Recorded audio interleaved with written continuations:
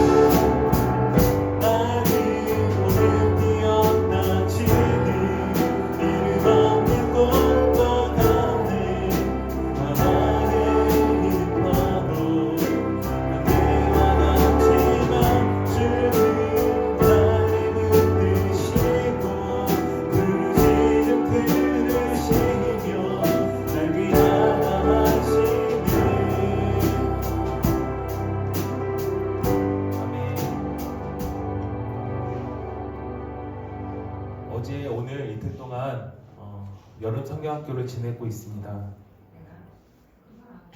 나를 찾아오신 예수님이라는 주제로 성경학교를 하고 있는데요. 아이들이 정말 하나님을 만나고 내 안에 예수님이 내 안에 찾아오심을 기뻐하며 또한 감사하며 여름 성경학교 프로그램과 모든 일정 가운데 함께하고 있습니다. 정말 아이들이 어린 나이에 찬양하고 기도하고 말씀 듣는 게 쉽지만은 않습니다. 하지만 그 어려운 가운데 하나님께서 만져주시고 하나님께서 말씀하시고 하나님께서 위로하실 때 아이들이 훈련되어지고 또한 하나님께 더 가까이 갈 수 있을 줄 믿습니다.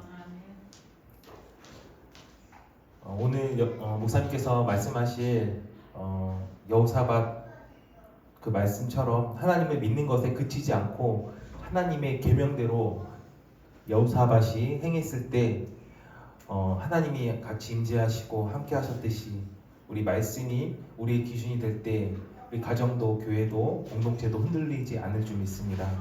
그래서 우리 아이들이 말씀과 기도가 중요한 것을 알고 있습니다. 말씀은 우리의 방향을 세우고 기도는 우리의 힘을 하나님께 공급받게 합니다. 우리 사랑하는 아이들이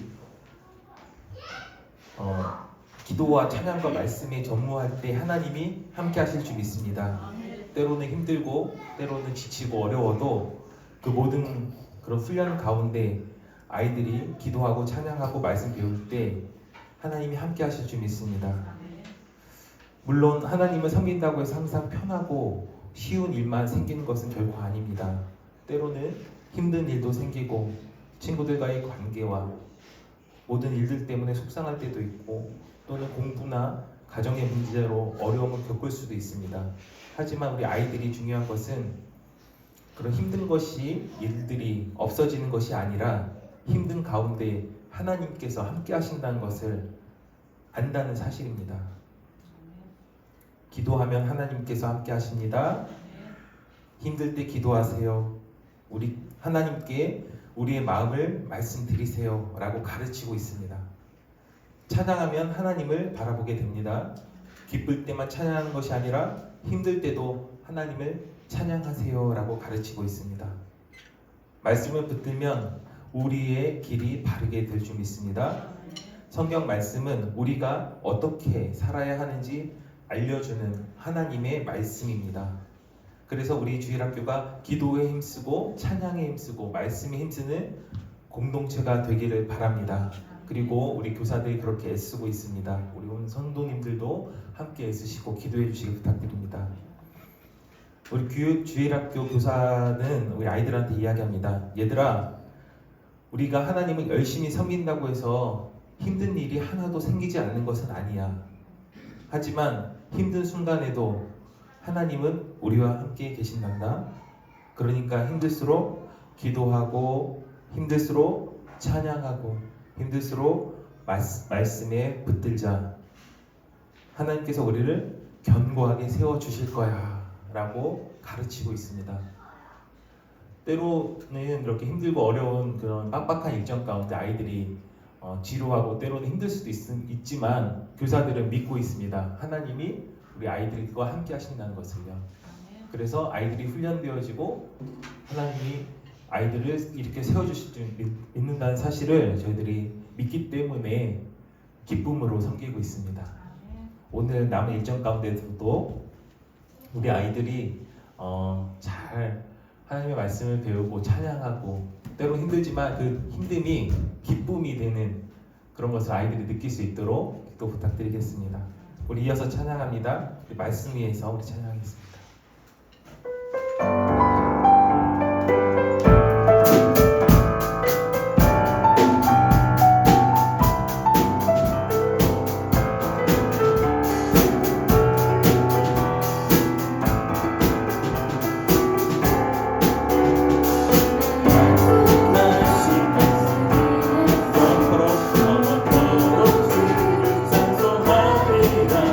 소리로 멈추게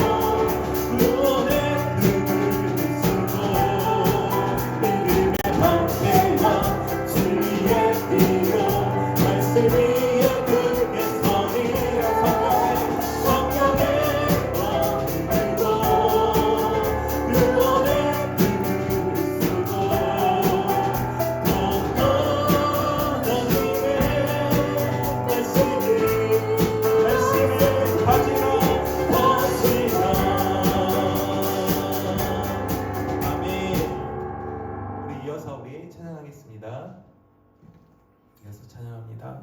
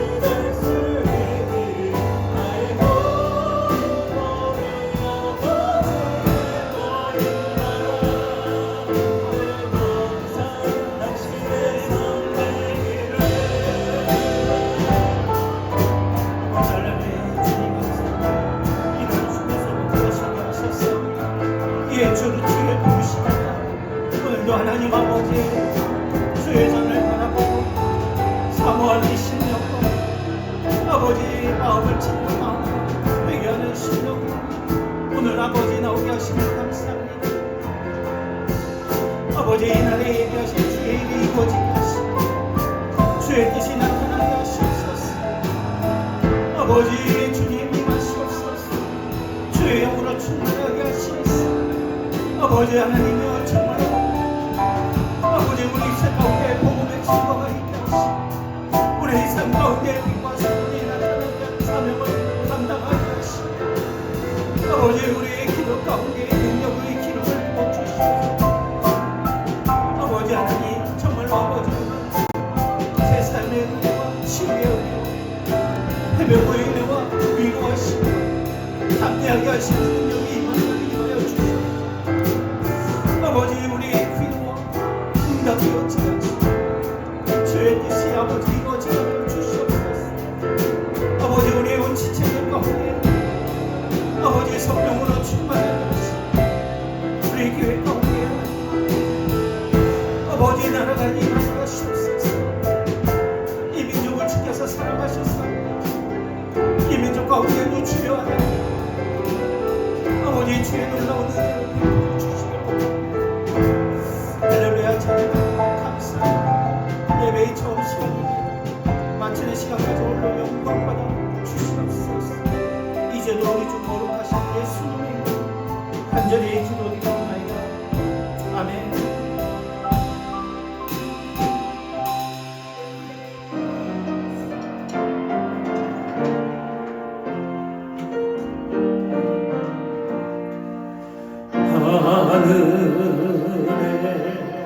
하늘에 계신 아버지 이름 거룩하사 주님 나라 임하시고 뜻이 이루어지이다.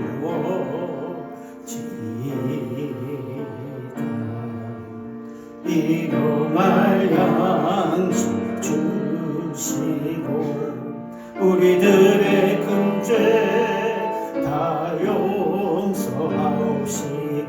또 시험에 들게 마시고 악에서 구원하소서. 대개 주의 나라 주의 권세 주의 영광 영원히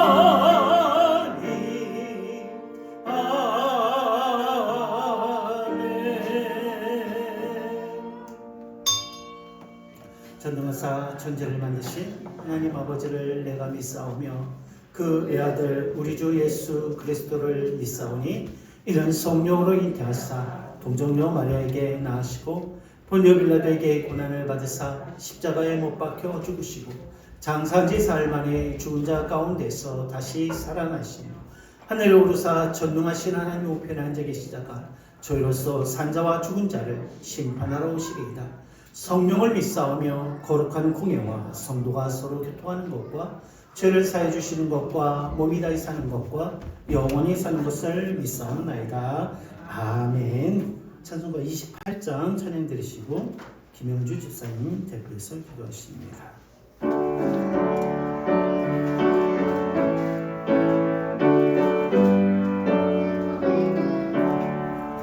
복의 근원 강림하사 찬송하게 하소서. 한량없이 자비하시 증량할 길 없도다. 천사들의 찬송가로 나를 가르치소서. 구속하신 그 사랑을 항상 찬송합니다. 주의 크신 도움받아 이때까지 왔으니 이와 같이 천국에도 이르기를 바라네.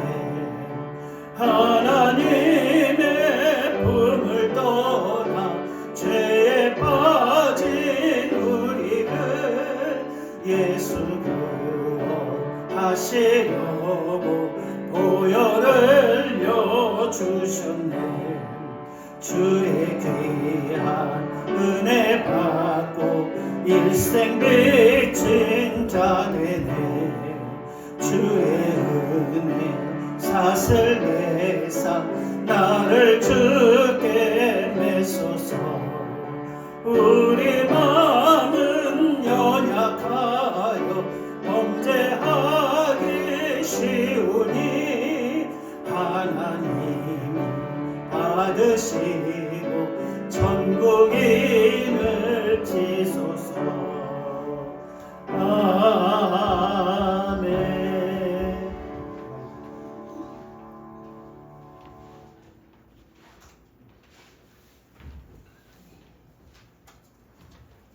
같이 기도하시겠습니다.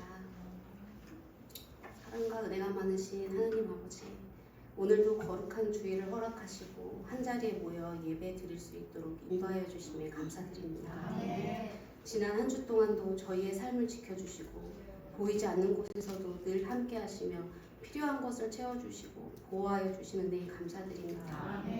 한 주간 살아오면서도 하나님보다 세상의 일들을 앞세웠던 모습과 감사하기보다 불평하고 기도하기보다 걱정했던 저희의 부족함을 용서하여 주시옵소서. 저희의 마음을 깨끗하게 하시고 기쁨과 감사함으로 예배드리게 하여 주옵소서. 하나님 아버지, 우리 교회를 사랑하여 주시고 지금까지 인도하여 주심에 감사드립니다. 믿음이 지친 성도들에게는 새 힘을 주시며 우리 모두가 한 마음으로 기도하고 섬기며 하나님께서 기뻐하시는 교회를 함께 만들어가게 하여 주옵소서. 우리 교회를 위해 늘 기도하시며 말씀을 전하시는 목사님을 위해 기도드립니다.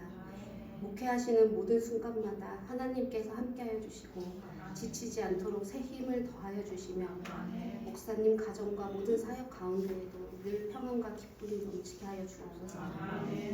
사랑의 하나님, 우리 교회 모든 성도님들을 기억하여 주시옵소서.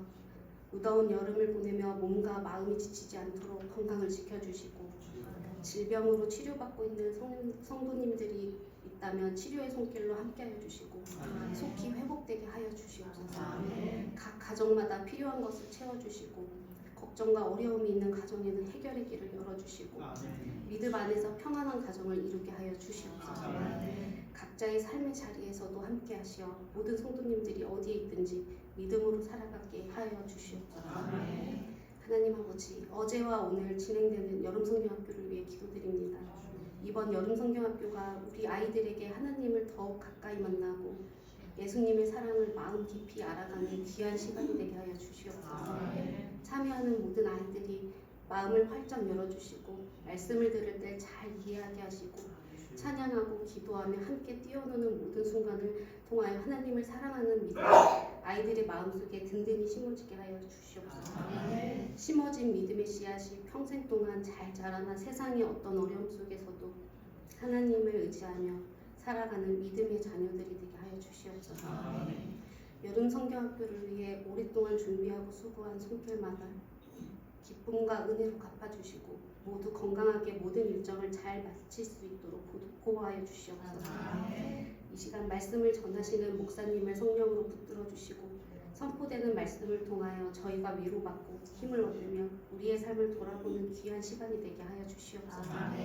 오늘 드리는 이 예배의 처음과 마지막을 하나님 홀로 받아주시기를 바라오며 언제나 우리와 함께 하시고 우리를 사랑하시는 예수님 이름으로 기도드립니다.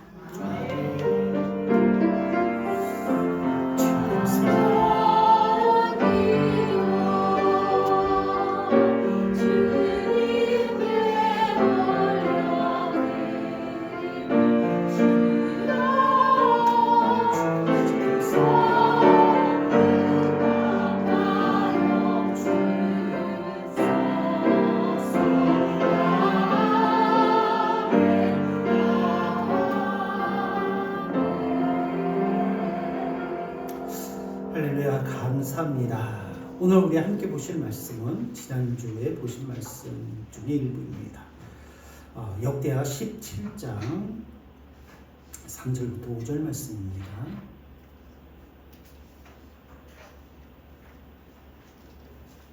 (677페이지) 구약성경 677페이지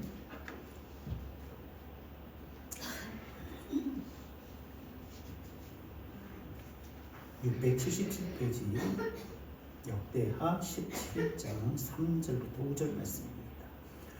여호와께서 여호사밧과 함께 하셨으니 이는 그가 그의 조상 다윗의 처음 길로 행하여 바알들에게 구하지 아니하고 오직 그의 아버지 하나님께 구하며 그의 계명을 행하고 이스라엘의 행위를 따르지 아니하였습니다. 그러므로 여호와께서 나라를 그의 손에서 견고하게 하심에 유다 무리가 여호사밧에게 예물을 드렸으므로 그가 부귀와 영광을 크게 떨쳤더라. 아멘. 네, 오늘 이 말씀을 가지고 나라를 견고하게 하는 것이라는 제목으로 함께 은혜를 나눕니다.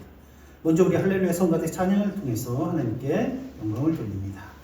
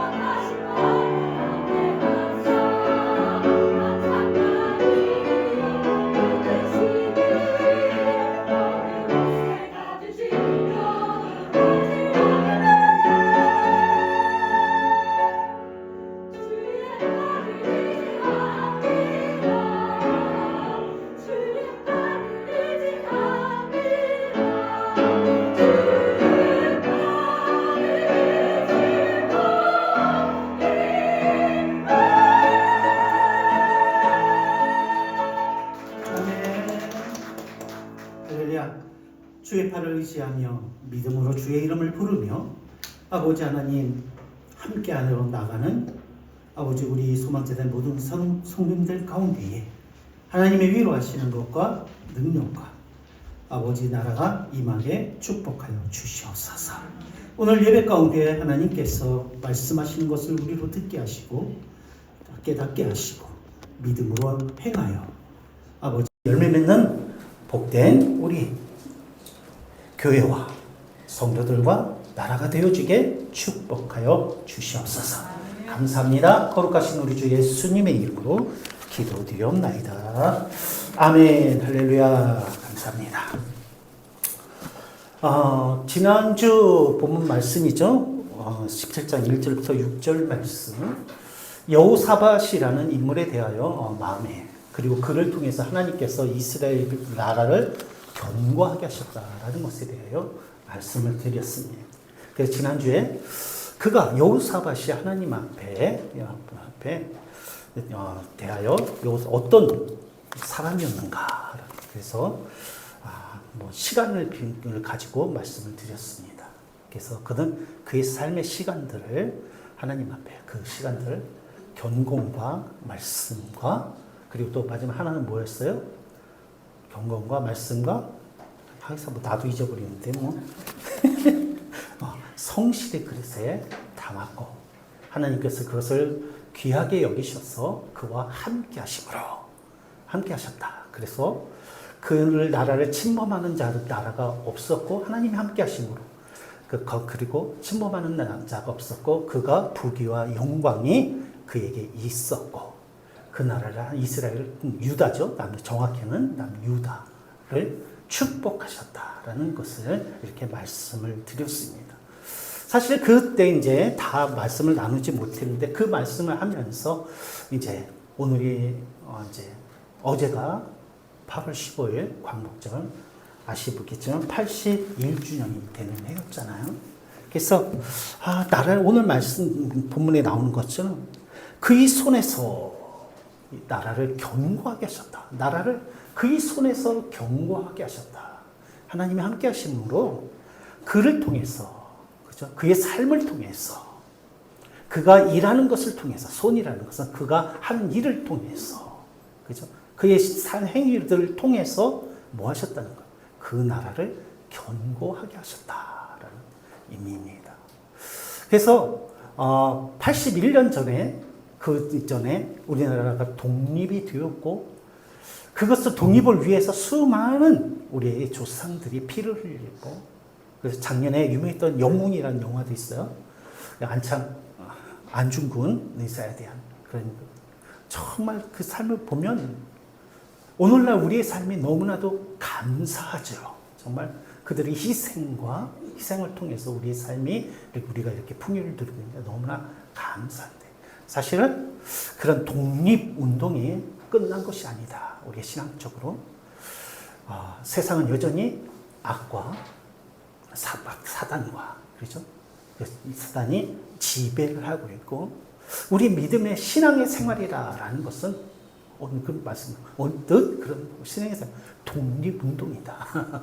왜 그런 생각했는지 한번 나눠보시 이제 한번 생각해 보시길 바랍니다. 이렇게 나중에 81년 독립된 지 우리나라 광복된 지 81년을 맞았습니다. 우리나라 광복절이 몇 주년이다라는 것이 의미 있게 들린 것은 숫자적으로 왜 우리나라는 우리는 그러잖아요. 50주년, 100주년의 특별한 의미 이런 식으로 갔는데 그래서 50주년 했을 때 조금 의미가 있었습니다. 그러나 우리나라의 독립에 대하여 진지하게, 감사하게 그리고 그래서 생각하게 된 것은 이제 70주년 이제 그때였던 것 같아요. 그게 마음에 다가왔고 우리나라의 광복에 대해서 정말 의미에 대해서 감사하는 마음을 갖게 되었습니다. 벌써 이제 11년 지나서 이제 81주년을 맞게 되었습니다. 오래된 시간이죠. 독립운동을 위하여 희생했던 분들이 살아계신 분들이 이제 거의 없죠. 또 하다 보니까 한번 따져봤습니다. 안중근 의사가 살아계셨으면 몇 살쯤 되었을까? 생각해 보신 적 있습니까? 한 150살쯤 가차 되셨더라고요. 유관수 누나라고 하는데 그럼 그 누님은 몇 살쯤 되었을까 하니까 한 125살쯤 되셨더라고요. 그러니까 이제 다 생존해 계신 분이 없죠. 그래서 이제 우리의 기억에도 점점 희미해지고 있습니다. 그러나 그들로 인해서 되찾는 우리나라는 엄청난 발전을 했죠. 그렇죠? 그래서 국력이 많이 향상되어졌습니다. 경제적으로는 세계 10위 안에 드는 나라가 되었습니다. 요즘 가끔 이렇게 보면 얘기되어 오시는 건 여권 파워라라고 있는데 그 여권을 들고 가면 어깨를 피고 공항을 들어가 어느 나라든지 갈 수 있는 여권 파워가 우리나라가 거의 2등? 그 정도? 그래서 가장 어느 나라를 가든지 환영받는 그런 나라가 되었습니다. 문화적으로도 그렇죠. 제가 중학교, 고등학교 다닐 때 외국의 팝 가수가 온다고 그러면 공항이 막 미어 터지고 막 체육관이나 그 행사하는데 막 수만 명이 모여서 막 오빠 하면서 오빠라고 안 했어, 안 하나? 브라더! 그랬어요. 하여튼 그러면서 막 난리였어요. 막 TV 뉴스에 나오고 그랬는데 요즘은 안 그렇습니다. 외국에서 아무리 유명한 사람이 와도 우리나라 가수들이 더 유명한 거예요. 외국에 나가면 훨씬 더 TV 그런 것뿐만 아니라 우리나라의 문화들이 음식이라든지 드라마라든지 우리 한국에 대한 것들이 세계적으로 엄청 이렇게 유행을 하지 않습니까? 우리나라 옛날에 땡크 한 대가 없어서 6.25 때 우리나라가 그렇게 비참하게 많은 우리 희생을 치렀는데 오늘날은 무기를 세계에 수출하는 5번째 나라가 된다고 그래요. 한국, 우리나라 무기가 얼마나 군사력으로는 정확한 건 아니지만 어디에서 발표를 했는데 세계 5위다라고 이야기를 합니다. 그것뿐만 아니라 선교 신앙적으로도 선교 대국이죠. 인구수 대비해서 선교사 파송은 1등입니다. 그래서 정말 됐죠. 국민소득도 이제 우리나라가 일본에 36년을 지배를 당했는데 국민소득도 일본을 추월했습니다. 아시나요? 우리나라가 작년인가부터 국민소득 물론 가끔 뒤죽박죽도 하지만 엎치락뒤치락도 하지만 일본은 추월했다는 얘기가 나올 정도입니다. 굉장한 거예요. 그러니까 인류 역사상 이렇게 못 살던 나라가 남이 나라의 원조와 도움을 받았던 나라가 이렇게 강대해진 나라는 인류 역사상 없습니다. 우리나라가 유일한 거예요. 하나님이 함께 하시는 줄로 믿습니다. 인류 역사상 없다는 것은 사람이 할 수 있는 일이 아니라는 거예요. 하나님께서 특별히 우리나라를 사랑하셨어요. 그래서 영적 이스라엘이라는 말이 한참 유행했습니다. 하나님께서 이 민족을 통해서 이스라엘 통해서 온 인류의 구원을 계획하셨던 것처럼 우리나라를 통해서 마지막 때에 하나님이 행하시려고 하신 일이 있는 줄로 믿습니다. 그래서 우리는 근데 어때요? 볼 때에 불평과 불만이 참 많지요. 야, 나라가 어떻게 되려고 그러냐? 애들은 버르장머리 없고, 학교는 어떻고, 정부는 어떻고, 사람들은 어떻고, 인심은 어떻고, 이렇게 불평을 합니다. 예전에 비해서 많이 정말 걱정스러운 것은 사실이죠. 유튜브 어디를 보다 보니까 펜실베니아 대학교 사회학 교수가 있습니다. 펜실베니아 주립대학교 좋은 학교라고 합니다. 그 학교에 사회학 교수가 있는데 이 사람은 한국을 굉장히 좋아합니다. 한국을 소개하는 가운데 이런 얘기를 합니다. 한국에 어떤 문제가 있다, 이런 문제가 있다, 여러 가지를 이야기를 하는데 이 교수가 일하는 거예요. 한국 분들 들으십시오. 당신들은 아직 멀었습니다. 멀었다는 의미가 무엇이냐면 우리 사회는 너무 좋다는 거예요. 타락한 것을 말하고 불평을 말하고 어떻다라는 것을 말하기에는 우리는 아직 너무 좋은 나라라는 거예요. 카페에서 태블릿, 핸드폰, 노트북, 가방, 지갑 아무거나 올려놓아도 가져가는 사람 하나. 미국이나 프랑스나 이탈리아나 어떤 나라도 그거 주인만 없으면 없어지는 게 0.1초라는 거예요. 0.1초라는 거죠. 손에 들고 있는 것도 훔쳐가고 주머니에 넣은 것도 훔쳐가고. 그때 세상에 우리나라처럼 안전한 나라가 없다. 밤이든 낮이든 우리는 걱정이 많지만 그 사람들이 볼 때에는 우리나라처럼 안전한 나라고. 사실은 대부분은 그렇죠. 야밤에 여자들이 산책을 하고, 그렇죠? 새벽에 돌아다니고, 아이들이 혼자서 학교를 가고, 자기들은 미국이나 유럽 어떤 나라도 상상할 수 없는 일이라는. 상상할 수 없는. 그러니까, 아직 멀었습니다. 당신 나라는. 그만큼 우리나라가 이렇게 살기 좋다. 그런 이야기를 합니다. 사실, 우리 민족은 가능성이 부정적인 것보다 가능성이 많은 나라예요. 많은 나라. 그래서 제가 젊었을 때 읽었던 책들을 이렇게 보면 그때 유명했던 말이 무엇이냐면 인도의 시성이라는 타고르라라는 사람이 우리나라를 향해서 뭐라 동방의 조용한 나라, 고요한 나라 들어보신 적 있습니까? 연세 있을 분들은 옛날에 그런 말을 많이 했어요. 동방의 고요한 나라, 고요한 나라, 고요한 나라라고 이야기. 조용한 나라. 그것이 어떻게 보면 좀 약간 능력 없고 작고 외사고 뭐 이런 것들을 이야기할 수 있지만 있는 것 같지만 사실은 조용한 사람이 무서운 거예요. 어떤 조사를 보니까 CEO, 사장님들, 큰 회사를 이루거나 어떤 성공한 그런 CEO들, 기업가들을 이렇게 보면 우리는 내향적이고, 아니 외향적이고, 사교적이고, 활달한 사람들이 많을 것 같지만 실제적으로 대다수가 굉장히 내성적이라고 이야기를 합니다. 내성적인 사람들이래요. 실제로 저기를 해보면 내향적이고 얌전하고 조용한 사람, 어떻게 보면 약해 보이고 자기 주장이 별로 없어 보이는 사람, 그런 사람들이 사실은 실력자들이 많고 그런 사람들이 무서운 사람들이에요. 그래서 속으로 실력을 다지고 그러죠. 다지요. 아까도 얘기했지만 펜실베니아 대학교 그 교수님이 학생들 가운데 이렇게 이야기를 하는데 한국 유학생 한 명과 미국 학생 한 명을 이렇게 데리고 이렇게 왔어요. 그 사람 한국에 대해서 잘 아는데 물어보는 너 공부 잘하니? 너 똑똑하니? 뭐하니? 물어보니까 미국 애들은 자기는 똑똑하다. 못하는 게 없대. 다 잘한대. 막 이렇게. 학점이 몇 점이냐니까 3.6점인가? 하여튼 그렇다는 거예요. 그래서 한국 유학생들은 모르고 너는 어떠냐? 네가 똑똑하다고 생각하느냐? 이렇게 물어보니까 자기는 똑똑한 그러면 좋겠는데 잘 모르겠다고 그래요. 그러니까 너는 학점이 몇 점이니까 얘기를 안 해. 그러니까 3.8점인가 4.0이 3.8점인가 3.6 얘기를 하는 거예요. 그런데 재밌는 게 뭐라고 얘기해요? 자기는 올해 졸업을 한다는 거예요. 4학년 졸업. 근데 그 학교를 2년 만에 조기 졸업을 한다는 거예요. 그러니까 자기를 자랑하지 않는 거예요. 근데 얘는 이제 똑같은 2학년인데 한 놈은 우리나라 사는 애는 졸업하고 얘는 이제 2학년이에요. 거기 앉아있던, 강의실에 앉아있던 한 200~300명 되는 학생들이 다 놀라요. 우리나라 사람들은 그렇게 고요하잖아요. 내성적인 것 같지만 그렇대. 자랑하지 않잖아요. 그렇게 드러내지 않잖아요. 근데 우리나라는 어떻다고요? 가능성이 많은 나라다. 사람들이다. 그래서 세계에서 가장 똑똑한 사람이 누구냐? 이스라엘 사람인데 이스라엘 사람보다 더 똑똑한 사람이 한국 사람이라고 하잖아요.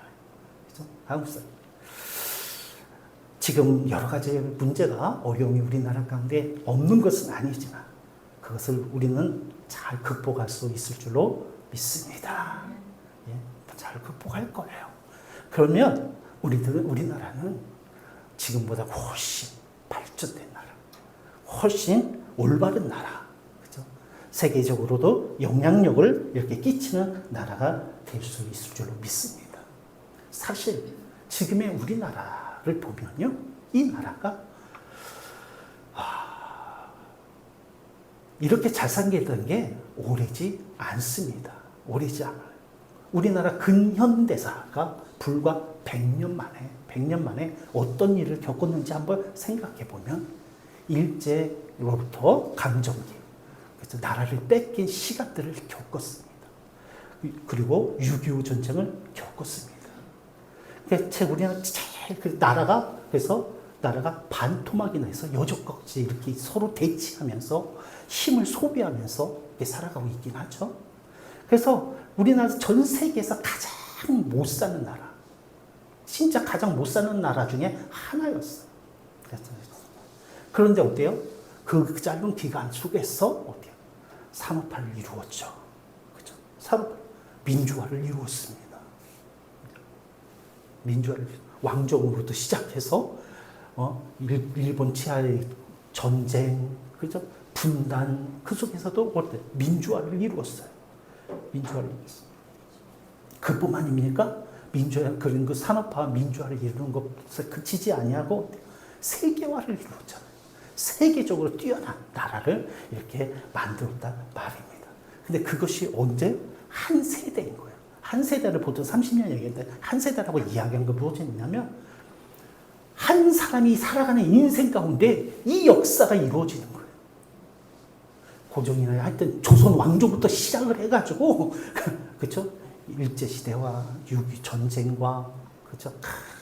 끼니가 없어서 정말 그 어려웠던 그 시대와 그렇죠? 독재와 민주화와 세계화 이 모든 것을 한 사람이 인생을 통해서 다 경험하는 것. 이런 역사는 없었대요. 우리나라는 그런 역사를 이렇게 지내왔습니다. 지내왔습니다. 가끔 어떤 영상을 볼 때 그 전에도 말씀드렸지만 박정희 대통령이 필리핀을 방문했을 때에 아마 60년대 말이나 그 정도 되었을 때 그때 대통령 필리핀 대통령이 누구였을까? 굉장히 무시를 당했대요. 대통령이 누구였을까 생각해보니까 혹시 아시나 본데 마르코인가 하고 그 대통령보다는 저기가 부인이 더 유명해요.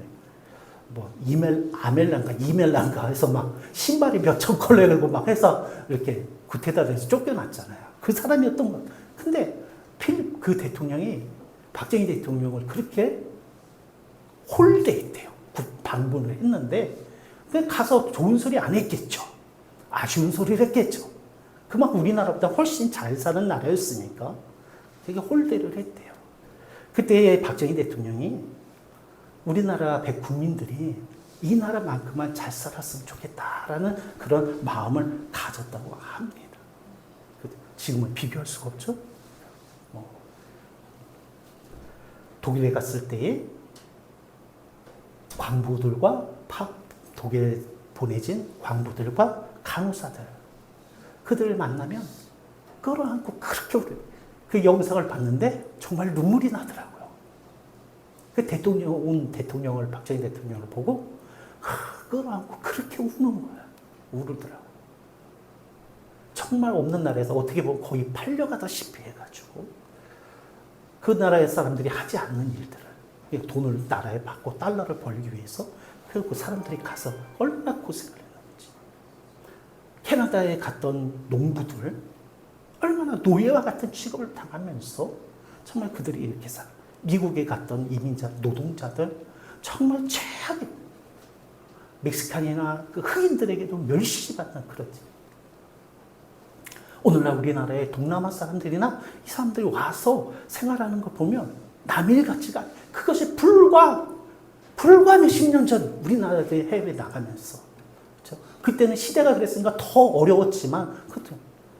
이번 여름에 어떤 그 베트남인가 청년이 더위 먹어서 22살에 죽었잖아요. 그 더워가지고 그 모습은 참 마음이 아프더라고요. 국민은 그 나라의 국가가 국력이 있어야 돼요. 강해야 됩니다. 그래야 그 국민이 보호를 받고 행복할 수가 있는 거예요. 그래서 저와 여러분들이 이런 대한민국이라는 나라는 정말 이렇게 강대한 발전된 이런 나라 가운데서 살게 되어진 것을 정말 감사해야 돼요.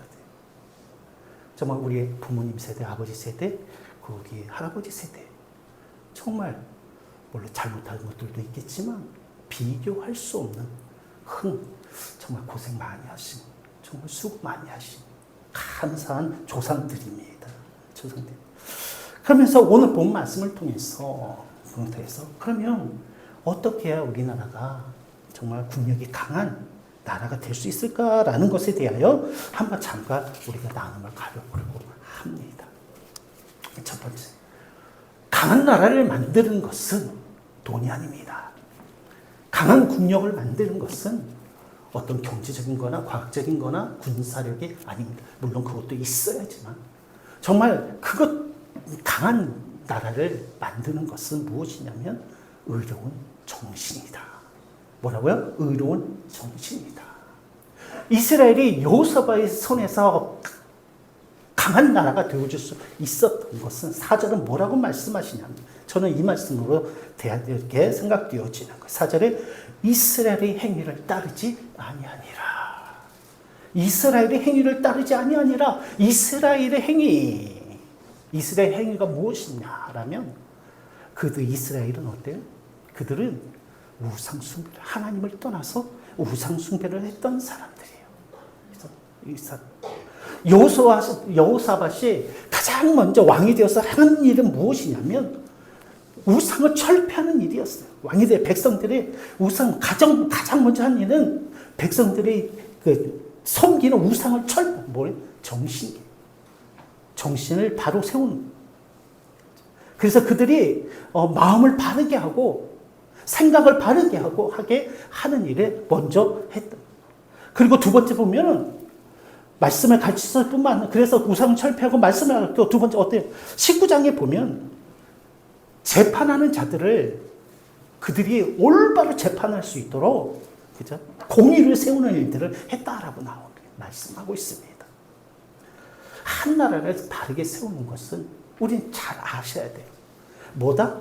의로운 정신이다. 마음이다. 의로운 정신, 마음이다. 그래서 일제시대 때 일본이 우리나라를 점령하고 했을 때, 그들이 가장, 했을 때 우리 독립운동하는 분들이 물론 무장 투쟁을 했습니다. 일본과 싸우는 일에 굉장히 열심히 했어요. 그러나 그들이 또한 중요하게 여겼던 것은 무엇이냐면 계몽이었어요. 국민의 의식을 깨우는 거예요. 그들이 갖고 있는 패배의식,